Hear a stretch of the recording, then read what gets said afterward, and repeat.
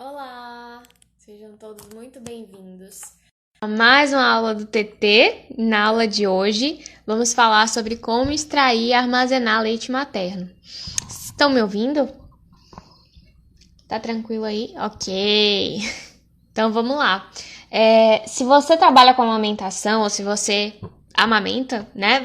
É importante que você saiba como é que você pode extrair e armazenar o seu leite, principalmente naquelas situações em que a mãe precisa se ausentar, né? Cada vez mais as mulheres estão precisando retornar mais cedo ao trabalho.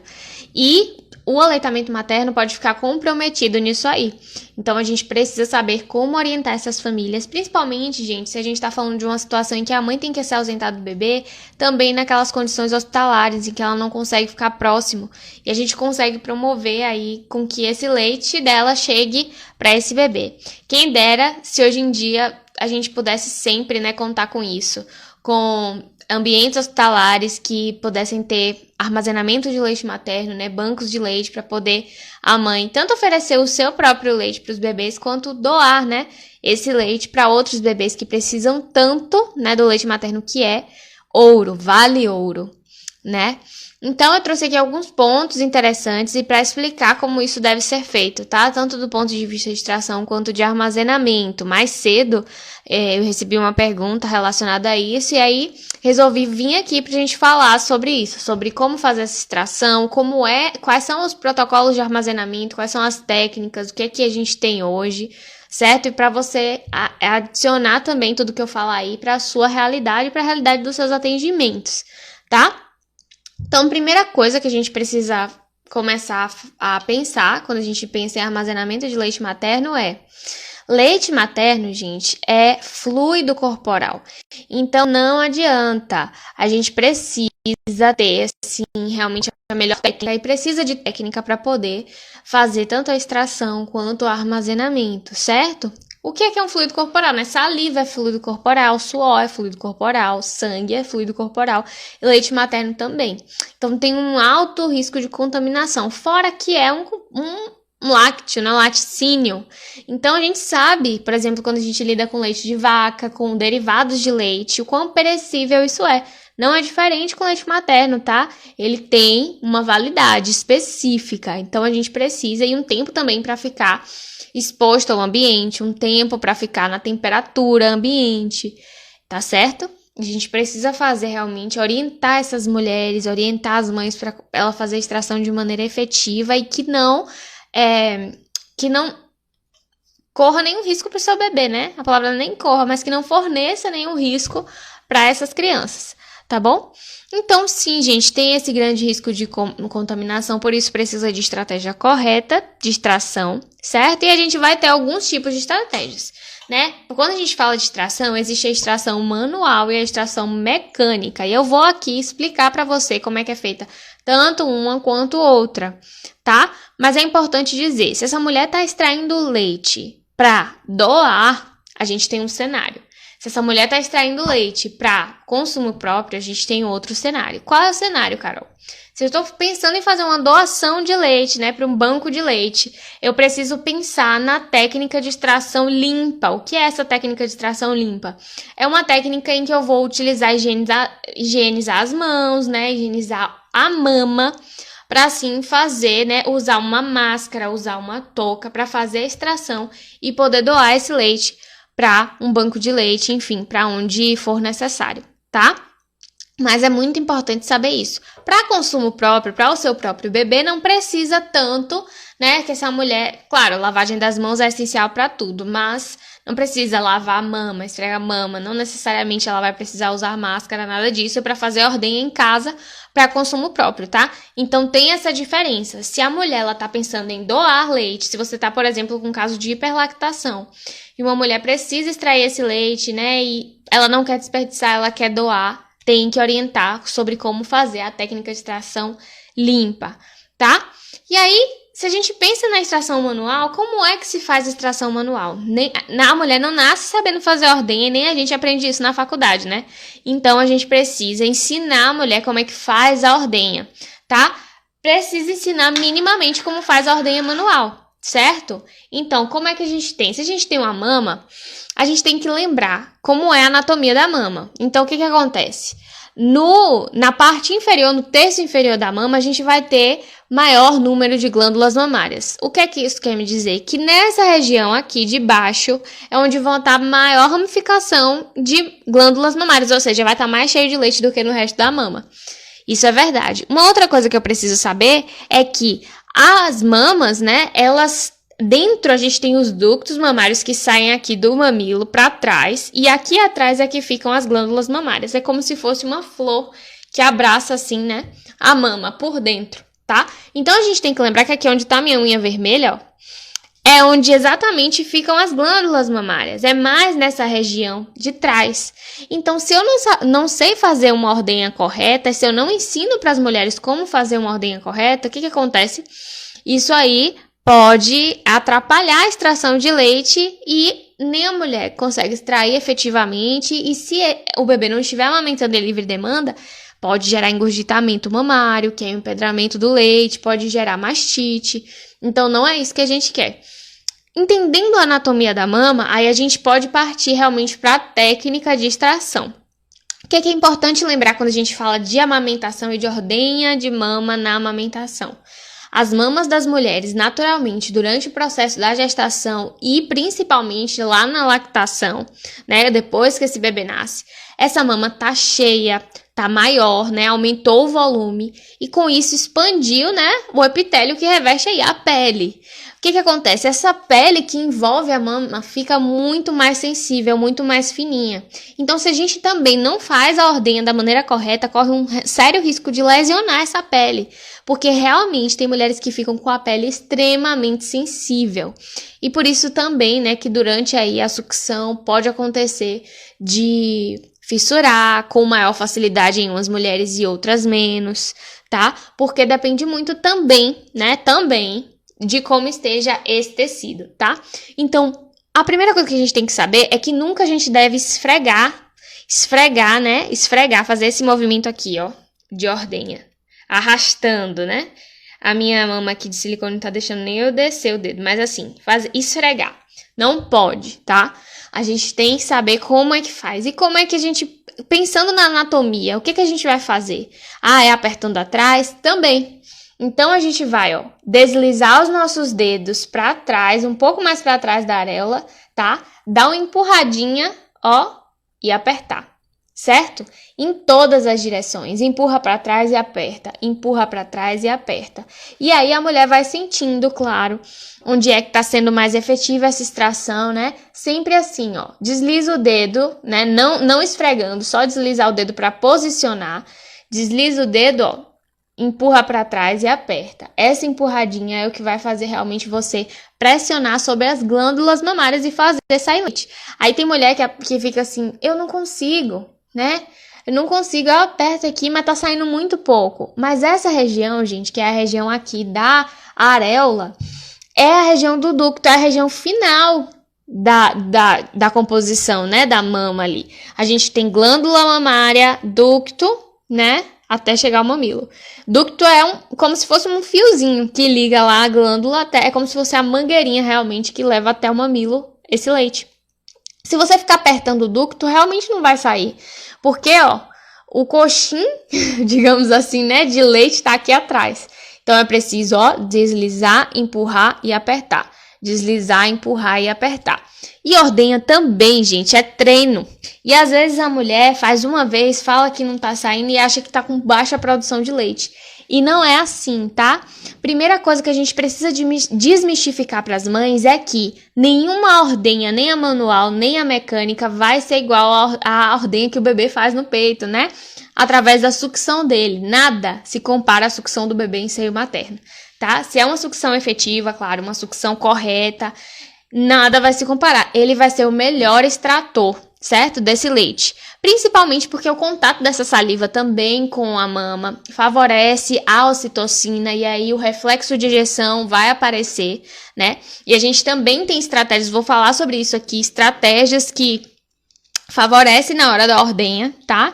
como por exemplo, a mãe tá pertinho do neném, cheirar alguma coisa que tenha o neném para poder estimular o que? O cérebro a começar a produzir ocitocina, que é um hormônio responsável pela ejeção de leite. Então, se eu tô estimulando o meu cérebro a fazer a produção de ocitocina, naturalmente essa mama vai ela vai tender a encher e fazer com que esse peito comece a vazar, né? Comece a sair leite daí. Então, é muito importante que a gente entenda a técnica mecânica, a técnica manual, tá? Mas, assim, a mecânica de como se faz, certo? Aqui, né? Como é que pega, como é que a gente faz a extração.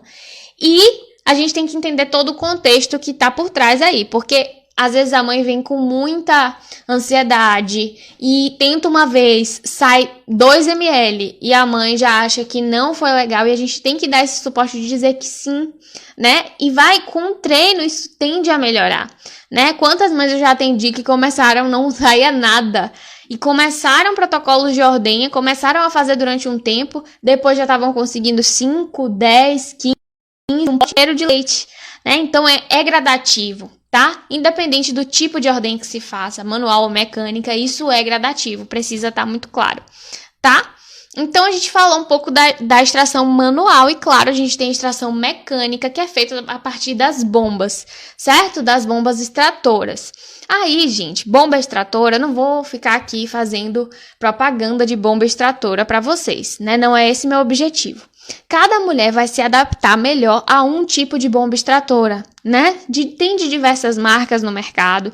Claro que a gente tem algumas marcas que as mães falam que se dão melhor, que acham melhor, outras marcas que nem tanto, não é tão confortável. Mas isso vai variar de acordo com o tipo de mamilo que essa mulher tem, com o tipo de mama que essa mulher tem e com o tipo, claro, dessa bomba, né?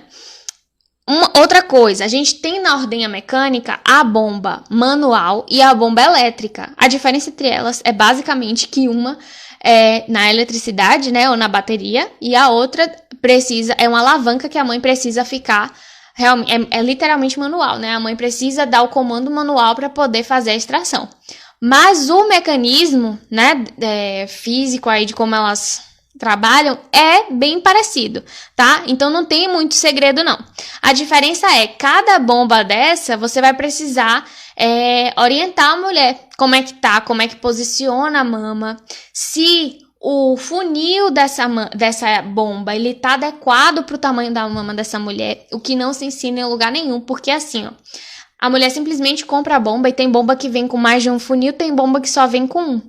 Mas algumas marcas, elas vendem o funil separado. E aí vai ter mulheres que compram a bomba e o funil que veio vai estar ou muito folgado ou muito apertado e que pode machucar a mama, tá? Então, tem o tamanho adequado. E algumas marcas também mostram o tamanho adequado.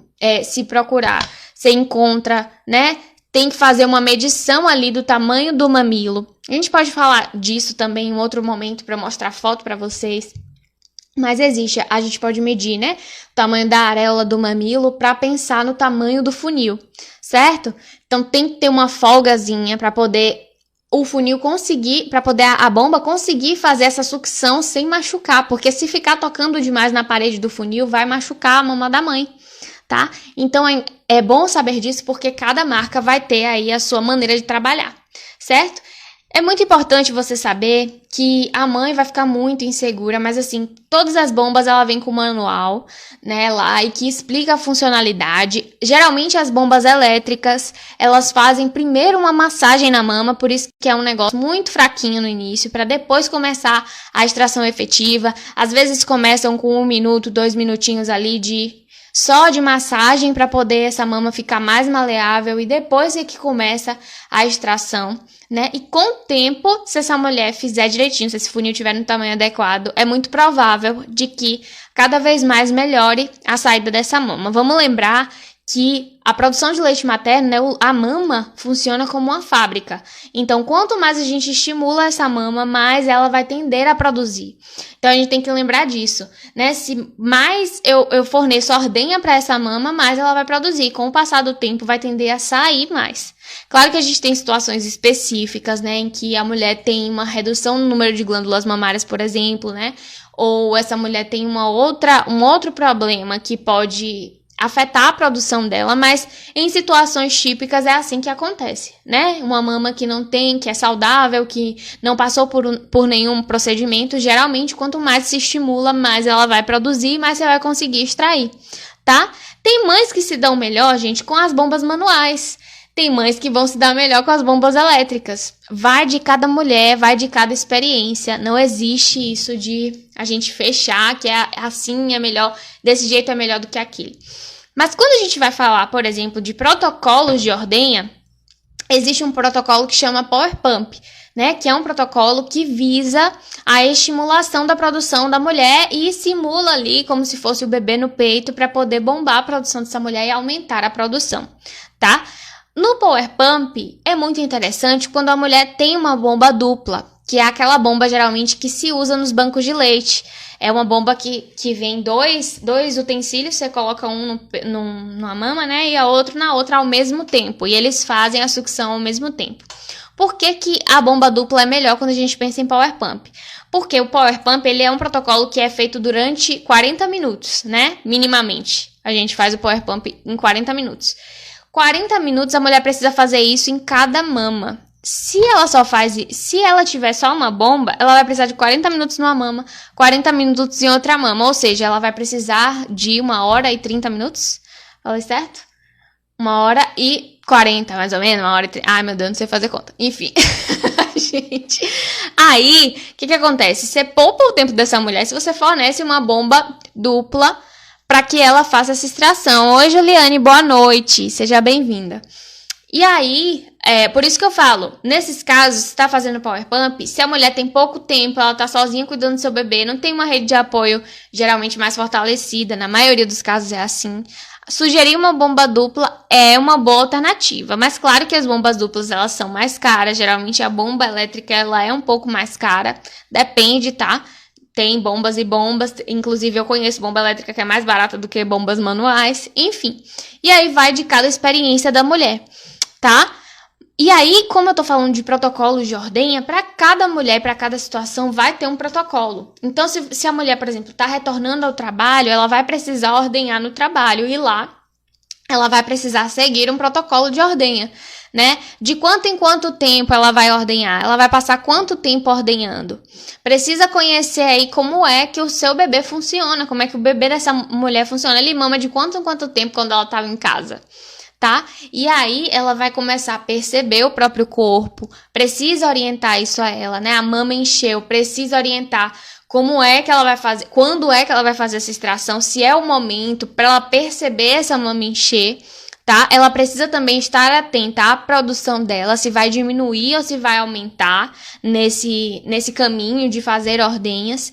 Então, é muito importante entender e individualizar cada protocolo. Se você está falando de uma mãe que vai retornar ao trabalho, você está falando de um protocolo X. Se você fala de uma mãe que está com uma baixa produção porque introduziu uma fórmula, você fala de um outro protocolo, certo? Então, por exemplo, o Power Pump, como eu falei, que é para mães que realmente tá com a produção comprometida ou quando você quer bombar a produção da mulher por um objetivo. Ela quer, por exemplo, fazer armazenamento de leite. Então, tem mulheres que já estão se organizando para o retorno ao trabalho. Nesses aí, talvez ela precise de um pouco mais de aporte lácteo para poder fazer um estoque para o seu bebê ter enquanto ela não estiver em casa, para ser ofertado, claro, nos utensílios amigos da amamentação. Nesse caso aí, essa mulher vai precisar o quê? Fazer o seu estoque e ter um protocolo extra aí de ordenha, né? Além do que o seu bebê já tá mamando em livre demanda. Então, a gente usa também o Power Pump nesses casos, tá? Que mais? Potes de armazenamento. Como é que a gente faz, então? De extração, já falei, né? Então, como é que faz o armazenamento? Bom, se a gente tá falando de leite materno para você doar para instituições, é muito importante, né, que você tenha o recipiente adequado e que tenha o armazenamento que é recomendado pelo Ministério da Saúde, tá? Então, o que acontece? Precisa ser um utensílio esterilizado, né? De preferência, pote de vidro com tampa rosqueável plástica, não pode ser tampa de metal, tá? O que é, né? Aqueles potinhos de café, por exemplo, solúvel que vende no mercado. Aqueles mesmo. Pode ser aqueles esterilizados, né? Passa aí durante 15 minutos, né? Em água fervendo, água quente. Depois, deixa secar numa superfície, papel toalha, deixa secar naturalmente. E aí pode utilizar esse recipiente para fazer a doação. O que mais que você pode usar para fazer o armazenamento para doar? Saquinhos específicos, tá? De armazenamento de leite materno. E eu sempre recomendo saquinho para as mães. Por quê?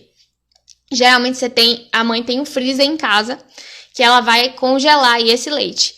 E ela usa o freezer para outras coisas também. Então, eu sempre falo assim, separa um espaço para colocar o leite materno, mas tem mulheres que têm um freezer enorme, tem outras que não têm um freezer tão grande assim, né? Então, o saquinho facilita economizar espaço nesse freezer. Por quê? Fica uma tirinha de leite materno ali e ela consegue colocar isso um em cima do outro. Quando é nos potes, o pote em si já toma um espaço maior e fica difícil de você empilhar. Já no saquinho é mais fácil, né? Coloca o leite ali, faz aquele vácuo, né? Retira o ar de dentro do saquinho e ótimo. O que mais que tem? Existem potes plásticos específicos, né? Que são BPA free. Precisa ser BPA free, específico para armazenamento de leite materno. E sim, vendem esses potes também em casas para produtos de bebê, enfim. Em várias lojas, você encontra na internet também. É fácil de encontrar. Aí, isso aqui eu tô falando para doação, tá? Tem que ser esse tipo de pote. Mas, por exemplo, a gente tá trabalhando com a mãe que quer fazer armazenamento para ela. Ela precisa começar hoje, ela não fez ainda esse estoque, não tem nada para armazenar em casa. O que a maioria das mães brasileiras hoje tem em casa? Muitas vezes ganhou no enxoval mamadeiras, né? E aí eu falo assim, olha, mamadeira já é naturalmente com BPA free. O que acontece com a mamadeira? Muitas mamadeiras têm aquela tampa de vedamento para a mãe levar, né, a fórmula, o leite, quando vai sair com o bebê. Se a gente esterilizar esse utensílio, a mãe também consegue armazenar ali para uso próprio, nessa mamadeira esterilizada, bem vedada, precisa estar bem vedada. É um utensílio BPA free, tem uma tampa rosqueável, tem a tampinha de vedamento, então dá super certo, tá? Para uso próprio, ela também pode usar todos os outros utensílios que eu já falei. Principalmente o saquinho, né? Ele é ótimo para poder fazer esse armazenamento a longo prazo aí, para fazer um estoque mesmo de leite materno. Importante sempre lembrar, precisa estar esterilizado. Ah, tem uma coisa interessante. Quando a mulher tá fazendo a ordenha manual ou quando ela tá amamentando, muitas mães falam isso. Ah, eu amamento e o outro peito começa a vazar. A gente tem alguns utensílios que podem fazer essa coleta de leite. Era uma dúvida, né, de uma mãe que eu atendi há um tempo atrás. Carol, tem algum pote que eu possa colocar na mama para poder coletar esse leite? E tem sim, gente, que é o coletor de leite materno. É esse utensílio aqui, certo? Como é que faz? Enquanto ela tá dando mama em uma mama, e aí se a outra estiver vazando, vai facilitar muito a vida dela, porque ela não vai precisar ficar ordenhando tanto, né? Ela coloca aqui, ó, e ele tende a vedar. Como minha mama é pequena para esse coletor, ó, não mostra tanto, né? Mas enfim, isso veda aqui e aí ele fica fixo na mama. Ela não precisa ficar segurando, tá? E aí, como acontece esse vedamento, ele já vai coletando, mas é importante que esse coletor esteja esterilizado. Se essa mãe, por exemplo, pretende doar esse leite materno, é muito importante que isso aqui esteja esterilizado, tá? É de borracha, tem várias marcas que vendem dele e facilita muito o trabalho de coleta de leite materno, né? Facilita também a evitar o desperdício de leite materno, porque isso acontece demais, né? A mãe tá ali amamentando, começa a vazar o peito. Facilita demais para poder a gente guardar esse leitinho também. Cada gotinha vale ouro, tá? E aí, beleza. Falei dos potes e agora vamos falar de armazenamento, assim, né? Quanto tempo pode ficar fora da geladeira? Quanto tempo na geladeira? Por quanto tempo se guarda esse leite? Bom, gente, para armazenamento a gente tem duas vertentes, né? Se a gente tá falando para doação no Brasil, a gente tem, né, até 2 horas fora da geladeira em temperatura ambiente, na geladeira 12 horas e no congelador 15 dias, tá? Então, até 15 dias a mulher pode, e é muito importante que ela coloque ali a data de quando ela fez essa extração para poder contar direitinho. De preferência, se ela puder botar horário, melhor ainda, né? Alguns bancos de leite, gente, fazem divisão lá por horário de extração, porque a gente sabe que a concentração hormonal do leite de manhã é diferente da concentração hormonal do leite à noite. E aí, dependendo do bebê que vai receber isso, se ele recebe à noite e a gente tem um leite materno ali que é de noite, A gente pode direcionar, né? Os bancos podem direcionar esse leitinho para esses bebês. Enfim, né? Isso não é feito em todos os lugares, mas é interessante até para a própria mulher saber, olha, esse aqui eu extraí de noite, então eu vou deixar esse aqui para dar à noite pro bebê, porque já sei que a concentração de melatonina, né, a concentração dos hormônios do sono vai estar maior de noite, tá? Então, enfim, é importante ter ali sempre a data, tá? E aí o quê? Para doar é assim, 15 dias no congelador. Mas aí a gente tem a questão do uso próprio, né? E aí, para uso próprio, a gente já tem as orientações, né, que são lá da Academia Americana, que fala que você pode armazenar até 3 meses no congelador. Então, para uso próprio, a gente pode orientar as mães, olha, até 3 meses ali, se é o seu leite, você não vai doar, enfim, você tem até 3 meses para fazer o consumo, ok? Então, é super válido para a mulher que está querendo fazer aí já o seu estoque para o retorno ao trabalho, ok? Então, é 2 horas fora da geladeira, 12 horas na geladeira, né, no congelador 3 meses para consumo próprio, 15 dias para doação. Agora, preciso lembrar vocês, né? Esse leite precisa ser extraído num pote esterilizado, né? Precisa vedar, precisa tampar bem quando você vai levar à geladeira, quando tá fora, também quando vai levar ao congelador, tá? E uma outra coisa, por causa daquele risco de contaminação que eu falei no início. E aí a gente tem a questão do degelo.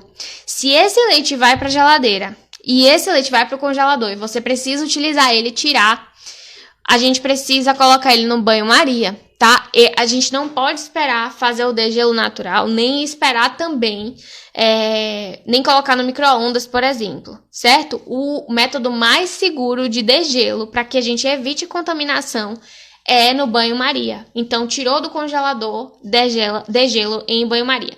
Mas o que acontece? Depois que você tirou e aí você não usou aquele leite todo, o leite que sobrou vai precisar ser desprezado. Não pode voltar para a geladeira nem para o congelador de jeito nenhum.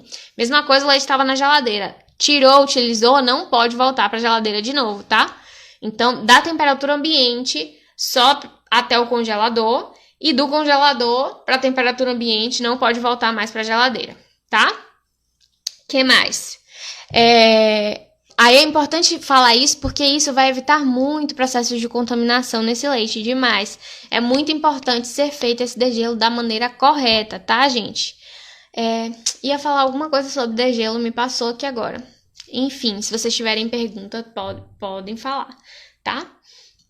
É isso, falei sobre o tempo fora da geladeira, sobre vedar bem esses potes, esses recipientes. Muito importante, a mulher... lembrei o que eu ia falar. Quando vai congelar, né, se a gente tira e bota em banho-maria e sobra leite, infelizmente vai ter que descartar. Então, uma dica é sempre nunca colocar um volume exacerbado. Eu sei que tem mulheres que conseguem extrair demais, mas nunca passar muito de 100 ml, né? 70 ml, por exemplo, fazer saquinhos de 70 ml é ótimo, porque, por exemplo, se o seu bebê já mama mais que 100 ml, ok, você pega, né? Se você faz 70, você pega mais de um saquinho, né? Você pega... bebê, mama 200, mama 150. Então, você vai fazendo aí um padrão de saquinhos para você não ter um desperdício grande. Porque se você armazena uma grande quantidade, você vai desperdiçar leite materno. E a ideia não é essa, né? Quando a gente guarda, a gente quer realmente que o bebê consuma tudo que tem ali. Só a mãe sabe o suor que é para fazer uma ordem efetiva, né? Para extrair esse leite e guardar. Então, é muito importante ter também essa organização na hora de armazenar, tá? E aí é isso, pessoal. Vocês têm alguma dúvida sobre esses métodos de armazenamento, sobre a questão da ordem em si? Muito importante a gente que trabalha com a amamentação saber isso, porque volta e meia é uma necessidade das mulheres realmente de trabalho. E para promover a amamentação, a gente precisa, né, munir essa mulher de realmente de utensílios e de orientações em relação a isso, porque é uma coisa que não é ensinado, né? Se essa mulher não tiver a orientação de um profissional especializado, muito provavelmente ela vai introduzir uma mamadeira, ela vai introduzir uma fórmula, o bebê vai desmamar. É o que acontece na maioria das vezes, infelizmente. Então, é muito importante a gente conhecer esses métodos tanto de ordenha quanto de armazenamento, tá bom? Obrigada, gente, pela presença de vocês. E eu espero vocês, então, na próxima live do TT. Um ótimo final de semana e até mais. Tchau, tchau.